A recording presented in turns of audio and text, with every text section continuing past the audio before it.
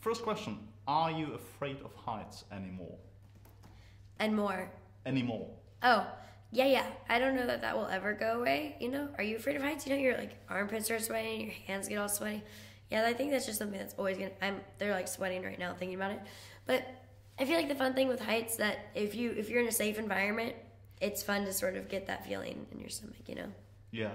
So the whole zipline scene, which was very intense, was all green screen? Well, no. It was about 90% green screen, and then 10% of it, my stunt double, they wouldn't let me do it, but my stunt double went through maybe, I don't know, 9 Chicago blocks, maybe 30 stories in the air. Ziplining, and I only got to go through like 5 Chicago blocks, or 4 Chicago blocks, but I was maybe like 8 stories in the air, and that was really fun. Yeah. We went fast, and it was, that part was cool, but most of it was green screen with a giant fan blowing in my face. You did get to do a lot of fun things. What was more fun, kissing or kicking Theo? They're both fun. I mean, Theo's great. No, the fight scene with him was actually, they were both actually very difficult scenes in their own right, because the kiss scene we wanted to make it not sort of cliche and not cheesy, you know, or not glamorous. Maybe we wanted to make it feel real, which is difficult to do in a movie like this. And then the fight scene was difficult just because he's incredibly strong, and I was afraid he was gonna hit me really hard. Mm-hmm. And there was this one scene where your character gets assassinated and almost thrown down in the pit. Did you do that scene yourself, or was it your stunt? It was both of us. She did the part where, like, when they first pick her up and she kicks somebody across the room. That was her. Mm-hmm. And then the other part of it was me. And there's one standout performance by you when you mourn your Triss's mother's death. It was very short but very intense. So how did you get it to that level?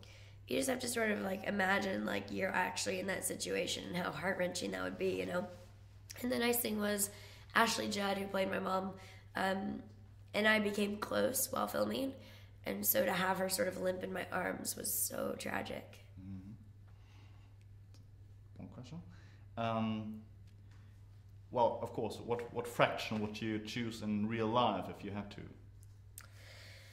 Probably Dauntless, yeah. What? Dauntless. Dauntless, really? Yeah, because they get to, you know, challenge themselves every day and eat chocolate cake all the time, and they just have fun. There's like a sense of freedom. What would you choose?